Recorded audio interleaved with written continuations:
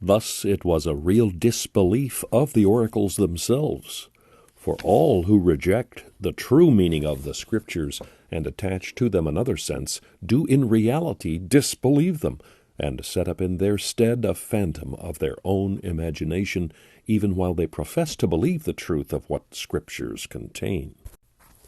The apostle then had good reason to attribute unbelief to the Jews respecting the oracles, but he denies that their unbelief can make void the faith, or rather destroy the faithfulness of God.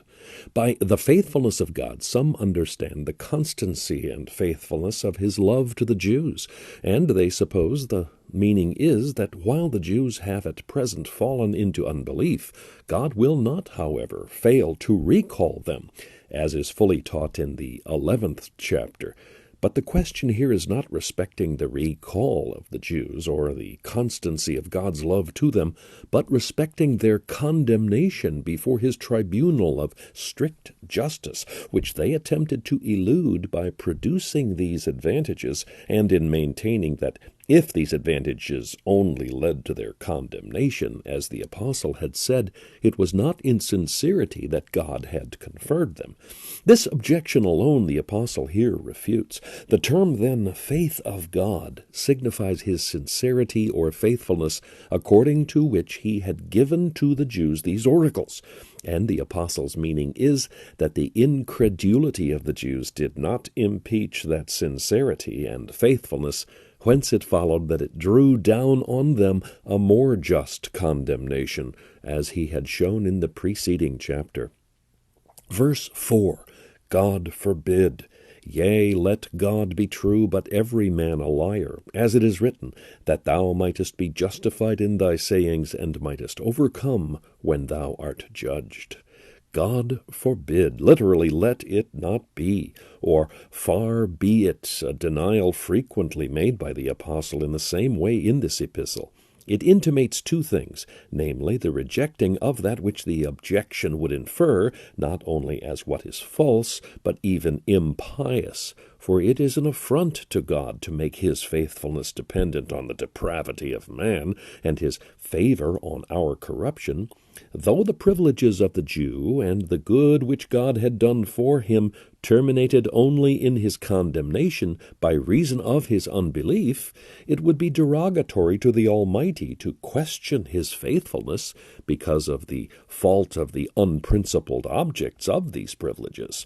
The apostle also wished to clear his doctrine from this calumny that God was unfaithful in his promises and insincere in his proceedings. Let God be true, but every man a liar.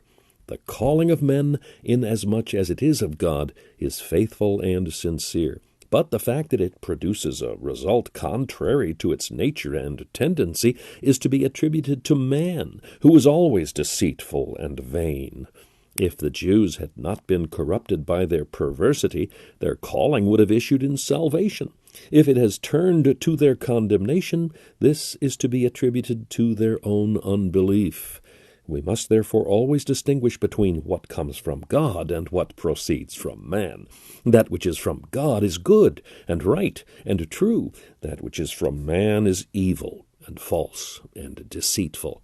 Mr. Tholick grievously errs in his neological supposition that this inspired apostle utters in the warmth of his discourse the wish that all mankind might prove covenant breakers, as this would only tend to glorify God the more by being the occasion of manifesting how great is his fidelity. This would be a bad wish. It would be desiring evil that good might come. It is not a wish. Paul states a truth. God in every instance is to be believed, although this should imply that every man on earth is to be condemned as a liar. As it is written, that thou mightest be justified in thy sayings, and mightest overcome when thou art judged. This passage may be taken either in a passive signification, when thou shalt be judged, or in an active signification, when thou shalt judge.